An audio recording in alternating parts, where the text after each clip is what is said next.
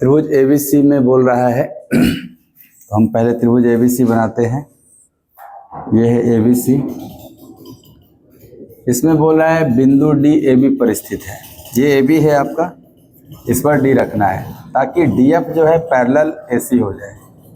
कहीं भी रख लेते हैं और F D F parallel A C. E और एफ बी सी पर इस प्रकार हैं। ये बी सी पर ही ई और एफ है। तो यहाँ मैं एफ रखा था कि ए सी के पैरेलल हो जाए। आगे कह रहा है कि D E parallel A F.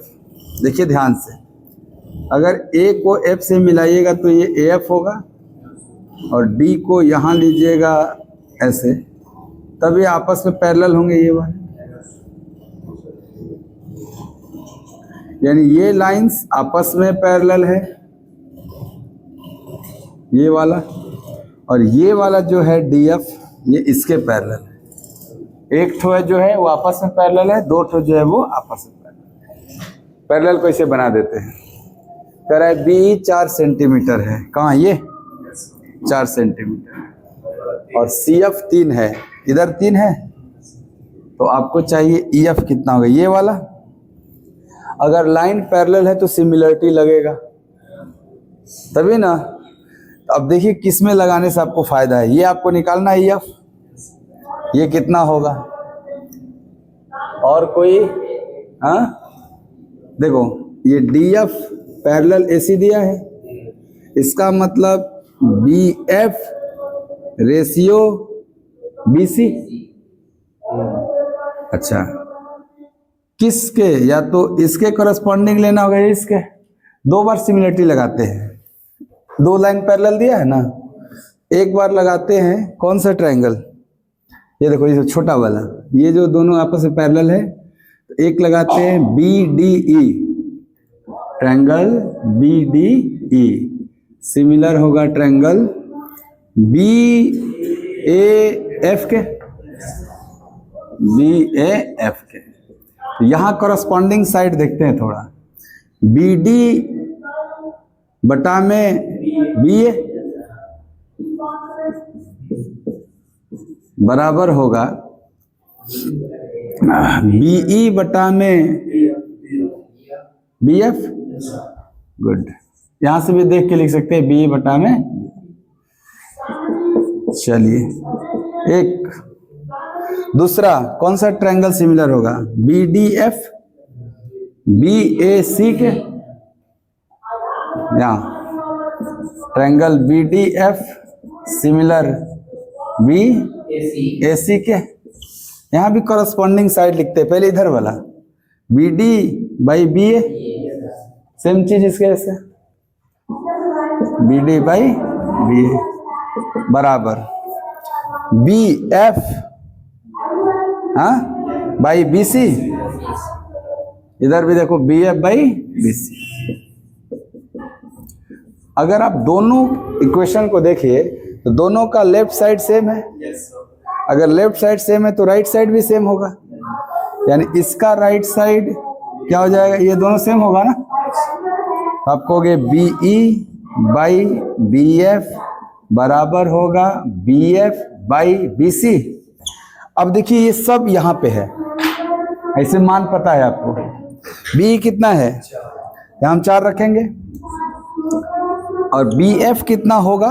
4 plus x. X माने हैं हम लोग, एक्स ही निकालना है हमको। 4 प्लस एक्स बराबर बी एफ ही है तो 4 plus x by B C पूरा कितना होगा? 7 प्लस एक्स। अब यहां से हम तिरछा तिरछे गुणा करेंगे और x निकल जाएगा हमारा। तिरछा तिरछे गुणा करते हैं। 7 चौके 28 प्लस 4x बराबर ये a प्लस बी का होल स्क्वायर, तो a square plus B square plus 2ab। सबको एक साइड लेके आएंगे। x स्क्वायर 8 में से 4 गया और 16 में से 28 गया, -12 बराबर 0। ये क्वाड्रेटिक मिल गया आपको। अब इस क्वाड्रेटिक को सॉल्व करके आपको x का मान निकालना है। ऑप्शन का भी मदद ले सकते हैं आप। हाँ, आप ऑप्शन का भी मदद ले सकते हैं कि कौन सा मान डालूं कि सेटिस्फाइड हो जाए। 2 डालने पे 4, 8, 12 में से 12 गया 0, तो x बराबर क्या हो जाएगा 2। ये निकालना था, हमने इसी को x माना था। जब भी लाइंस पैरेलल हो तो सिमिलरिटी लगाइए आप। हाँ, ये सवाल बहुत ही बेहतरीन। देखिए, त्रिभुज ABC में BC पर, तो हम त्रिभुज ABC लेते हैं पहले, और इसमें बोल रहा है BC पर एक पॉइंट P ऐसा है कि BP रेशियो PC/3 है, यानी ये थोड़ा B के नज़दीक है और C से दूर है, तभी ना 2:3 में बटेगा। फिर कह रहा है कि QBP का मध्य बिंदु है, ये BP है, इसका मिड पॉइंट Q लेना है। तो जो 2 यूनिट है ये आधा आधा बट के 1-1 में हो जाएगा, मध्य बिंदु है। तो अब कह रहा है कि एरिया ऑफ ABQ, तो हम A को Q से मिलाएंगे तब ना area ABQ। Area of ABC पूरा वाला कितना सिंपल है, ये देखो, A वर्टेक्स से आपने आधार पे जो खींचा लाइन वो इस बेस को 1:4 में विभाजित कर रहा है। तो अगर बेस 1 है इसका, तो इसका एरिया भी 1 होगा। और ये बेस पूरा 4 है ना, Q से लेके C तक, 1 और 3 4, तो ये वाला पोर्शन का एरिया भी क्या होगा 4। आपने पढ़ा है ये बात। यहाँ देखिए, हम बताए थे एक पॉइंट आपको कि किसी ट्रायंगल में वर्टेक्स से अगर कोई लाइन खींचते हैं, ये लाइन अगर इस आधार को x रेशियो y में डिवाइड करता है, तो ये एरिया भी x रेशियो y में ही होगा। वही पॉइंट है, ये 1 है तो एरिया 1, ये 4 है तो एरिया 4। बोला ABQ रेशियो ABC, ABQ कितना दिख रहा है आपको 1, लेकिन ABC चाहिए पूरा ना चाहिए, 4:1, आंसर होगा 1:5। इसका आंसर हो जाएगा 1:5। आधार के अनुपात में ही क्षेत्रफल का अनुपात होता है। हाँ, बोला है Q मिड पॉइंट है। यह है सवाल, फिगर देके इसका जानकारी दिया है कि PQRS एक आयत है। आयत है तो ठीक है, 90-90 एंगल होगा और आमने सामने की भुजा बराबर होगी। PTU एक त्रिभुज है, ये जो अंदर बना हुआ है इसको बताया एक त्रिभुज है, दिख भी रहा है त्रिभुज। PQ 11 सेंटीमीटर दिया है, ये वाला लेंथ 11 है, क्या डेफिनेटली ये भी 11 होगा? आयत के आमने सामने की भुजा बराबर होती है। UR 8 है, ये 8 है तो ये 3 होगा क्या, क्योंकि 11 होगा आमने सामने। TR 1 है, ये 1 दिया है 1 सेंटीमीटर। QT 3 है, ये 3 है तो पूरा 4 हुआ, ये भी 4 हो गया, गुड। अब आप कह रहे हैं कि PT तथा TU के मध्य बिंदु को मिलाने वाली रेखा की लंबाई, PT का मध्य बिंदु कहाँ है भाई, ये है, ऐसे लेंगे PT का मध्य बिंदु। TU का मध्य बिंदु ये है, TU को मिलाने वाली रेखा की लंबाई ज्ञात करो। बहुत ध्यान से देखना, ये जो त्रिभुज है TPU, इसी में ना 2 भुजाओं के मध्य बिंदु को मिलाया है, तो 2 भुजाओं के मध्य बिंदु को मिलाने वाली रेखा तीसरी भुजा के समानांतर और आधी होती है। यहाँ आप करे आयत है तो 90 डिग्री रहा होगा, ये राइट एंगल ट्रायंगल, तो 3 4 ये 5 रहा होगा, और इसी का आधा ये रहेगा 2.5, आंसर होगा 2.5 सेंटीमीटर। बहुत अच्छा है ये सवाल, सिंपल भी है। करेक्ट ट्रायंगल ABD में देखिएगा ध्यान से, एक ट्रायंगल है, इसमें इसका नाम है ABD। C को बोला ना BD का मध्य बिंदु है, ये है ना BD आपका, इसका मिड पॉइंट है C। तो अगर हम AC मिला दे तो AC को मीडियन कहेंगे। मिड पॉइंट से अगर वर्टेक्स को ज्वाइन कर देते हैं तो उस लाइन को हम माध्यिका कहते हैं, मीडियन। अब कह रहे AB 10 सेंटीमीटर, ये 10 दिया हुआ है, AD इधर वाला 12 दिया हुआ है, AC 9 है, ये 9 है, तो आपसे BD पूछ दिया, ये पूरा आपको पता है मीडियन दोनों को बराबर बराबर बांटता है। तो अगर हमको BD निकालना है तो 2x निकालना होगा, ये x तो पूरा BD क्या होगा 2x। तो हमें इस क्वेश्चन में 2x की वैल्यू चाहिए, ठीक है ना। देखिए जब भी मीडियन लेंथ दे और ये दोनों दे के इसमें से कोई एक पूछ दे तो आप अपोलोनियस थ्योरम लगाइए। अपोलोनियस थ्योरम याद है कैसे लगता है सर? किनारे किनारे वाले का स्क्वायर यानी 10 स्क्वायर प्लस 12 स्क्वायर बराबर 2 into median square 9 square plus इन दोनों में कोई एक, क्योंकि दोनों सेम होता है, एक्स स्क्वायर। इसी को सॉल्व करना है, एक्स आ जाएगा 12 144 और 100 244। 244 में 2 से भाग लग जाएगा, 244 का आधा और 9 का स्क्वायर बराबर एक्स स्क्वायर। 122 में 81 हटाइए तो x बराबर √41। x नहीं आंसर है, 2x आंसर है आपका। x तो आधा आया ना, पूरा पूछा था, तो क्या मेरा आंसर होगा 2√41? आंसर होगा 2√41। ठीक है, देखिएगा कहाँ गलती हो गया था। कह रहे त्रिभुज PQR में P 88 है। पहले बनाओ PQR, ऐसे बना लेते हैं PQR, है ना। PQR, PQ को भी बढ़ाना है और PR को भी बढ़ाना है, यही ना PQ है, इसको बढ़ा देना है ऐसे, और PR को भी बढ़ा देना है, ऐसे बढ़ा देना है। इसको बढ़ाना है एक पॉइंट S तक, इधर कहीं S होगा, और इसको बढ़ाना है T तक। अब कह रहा है कि एंगल SQR, देखो SQR कहाँ है? ये है, यही ना एंगल है। समद्विभाजक मतलब एंगल को इक्वली बांटने वाला लाइन, ये बराबर बराबर बटेगा। और TRQ ये वाला, इसको भी इक्वली बांटने वाला लाइन, बराबर बराबर बटेगा ये। तो ये जिस पॉइंट पे मिलते हैं, इस पॉइंट को एक्स सेंटर कहा जाता है, बाह्य केंद्र। इसको क्या कहा जाता है? बाह्य केंद्र, एक्स सेंटर। और बाह्य केंद्र पर बना हुआ कोण आपको याद होगा, अगर यहां थीटा होता था तो यहां 90 माइनस थीटा बाई 2 होता था। इन सेंटर पे 90 plus theta by 2, in centre पे 90 प्लस थीटा बाई 2 जो कि अंदर बनेगा, और एक्स सेंटर पे 90 माइनस थीटा बाई 2। क्या थीटा का ही मान दिया हुआ है? ये थीटा का मान दिया हुआ है 88 डिग्री।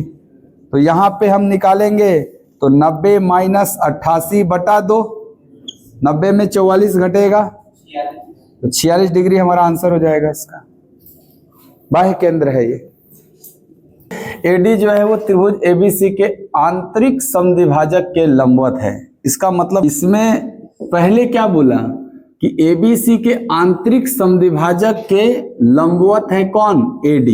इसका मतलब A से चला है कोई D, और ये आंतरिक समद्विभाजक है, यहां भी आंतरिक समद्विभाजक ले रहे हैं हम लोग, तो ये एंगल 90 पे है। ऐसा स्केल्ड फिगर बना है, हम लोग ना सीधा सीधी बना रहे हैं, ऐसा ही त्रिभुज का साइज रहा होगा कि 90 बन गया होगा। इसके बाद कह रहा है कि DE को D से होकर BC के समानांतर, यानी ये पॉइंट अगर D है तो BC के समानांतर आप यहां पे ऐसे खींच रहे हैं। ये आपका कौन सा है? D है ये, ठीक है यहां तक। अब कह रहा है कि AC अगर 12 है, ये पूरा 12 है, तो आप बता दो ये AE कितना है, यही सवाल है आपका। कौन? अरे ये तो बोल रहा है ना कि D, हाँ, तो नाम तो AD है, अगर आप C से खींचिएगा तो नाम CD ना हो जाएगा। AD कहाँ है? यस, हाँ, तो C से अगर खींच देंगे तो ठीक है, बन जाएगा, क्या दिक्कत है। लेकिन आगे की लाइन तो आपको D ने पैरेलल करना है BC के। आंतरिक समद्विभाजक तो तीनों ले लीजिए, कोई दिक्कत नहीं है, परंतु ये आगे वाला जो डेटा है कि DE पैरेलल होना चाहिए किसके? BC के। तो इसमें खींच देंगे तो उससे उसका यूज नहीं है, खींचने को खींच सकते हैं, समझ में आ रहा है बात? खींच दीजिए, कोई दिक्कत नहीं है, परंतु उसका यूज नहीं होगा आपका सवाल। तो जिसका जरूरत है वही करिए आप। DE पैरेलल BC बोला है, ये तो चाहिए ना हमको। और दूसरा बात कि जो आंतरिक समद्विभाजक होंगे उस पर AD लंब है, तो आप इसको भी खींच दीजिए, यहां भी 90 बन जाएगा। उससे कोई दिक्कत नहीं है। ये सवाल हल करना है हमको। अगर ये हल करना है तो ठीक है, थोड़ा सा एक कंस्ट्रक्शन किया गया है इसमें कि ऐसे आगे बढ़ाएंगे। हाँ, कोई पॉइंट है ये, मान लो m, तो देखिए थोड़ा सा, ये स्ट्रेट लाइन है, क्या इधर भी 90 होगा? स्ट्रेट लाइन है m, तो ये भी अगर 90 होगा तो इन्हीं दोनों त्रिभुज को देखिए ध्यान से, ये 90 भी है, एंगल बाइसेक्टर भी है, क्या ये दोनों लाइन भी बराबर होगा? इस त्रिभुज और इस त्रिभुज को ध्यान से देखिए आप, ये त्रिभुज और ये त्रिभुज में अगर एक एंगल बराबर है और ये भी एंगल बराबर ही है ना, एक एंगल बराबर है और एक साइड ले लो, यहाँ डी है ना पॉइंट, यहाँ ये भी 90 ही बनेगा। चलो अभी डी रखते खाली, छोड़ो। बी डी इस त्रिभुज का भी पार्ट है और बी डी इस त्रिभुज का भी पार्ट है, तो दो एंगल और एक साइड सर्वांगसम कर देता है क्या? दोनों कर देगा, लेकिन सर्वांगसम से मेरा काम बनेगा। यहां पे फिर से देख लो आप ध्यान से, कौन कौन त्रिभुज? त्रिभुज ए डी बी सर्वांगसम होगा किस त्रिभुज के? A D B M D B के। हाँ, क्यों? क्योंकि सर देखो एक एंगल बी इसमें भी कॉमन है, 90 इसमें भी कॉमन है, 90 इसमें भी कॉमन है, और बीच का साइड उभयनिष्ठ है ना, दोनों में है ना, वो सर्वांगसम होगा। अगर सर्वांगसम है तो हाँ यस, ए डी बराबर डीएम। सर्वांगसम का मतलब सभी अंग समान, तो इसका करस्पॉन्डिंग साइड ए डी क्या एम डी के बराबर होगा? अगर ए डी बराबर एम डी है तो बताइएगा क्या ए डी बराबर इस पूरे का आधा है? ये 1:1 में है ना, तो जो एम है उसका आधा है ए डी। अब इधर देखिए, क्या ए डी ई सिमिलर होगा ए एम सी के?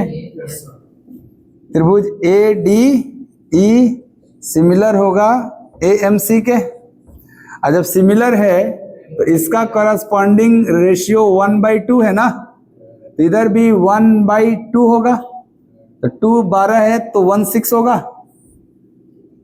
नहीं हो जाएगा? देखिए यहां लिख दे रहे हैं कि आप कहेंगे ना कि A D by A M बराबर A E by A C, A E by ए सी। अब बताइए ए एम क्या था? 2AD। ए एम क्या है? दोनों आपस में बराबर है ना, तो आप ए एम के जगह 2AD रख दें, तो AD बाई 2AD। हाँ 1:1 कर रहा है, तो AD बराबर MD है ना। 1:1 का मतलब क्या हुआ? बराबर, तो ये जितना उतना ये, तो पूरा लेंथ डबल ना। तो अगर मैं AD को बोलूं तो 2MD है, जैसे AD क्या है? आधा है ना पूरे का, तो मैं AM जो लिखे हो, कहां पे AM? ये पूरा, क्या ये 2AD के बराबर हो जाएगा? इसलिए हम 2AD लिख रहे हैं। इधर देखो AE कितना दिया है? X माने हैं आप, निकालना है, और AC कितना दिया है? 12। तो देखिए AD कैंसिल हो जाएगा, ये 1/2 बनेगा, और 2 से 12 6 बार में कटेगा, तो X का मान 6 सेंटीमीटर आ जाएगा। यही आधा था, लेकिन वो देखना पड़ा कैसे, पहले कॉन्ग्रुएंसी फिर सिमिलरिटी।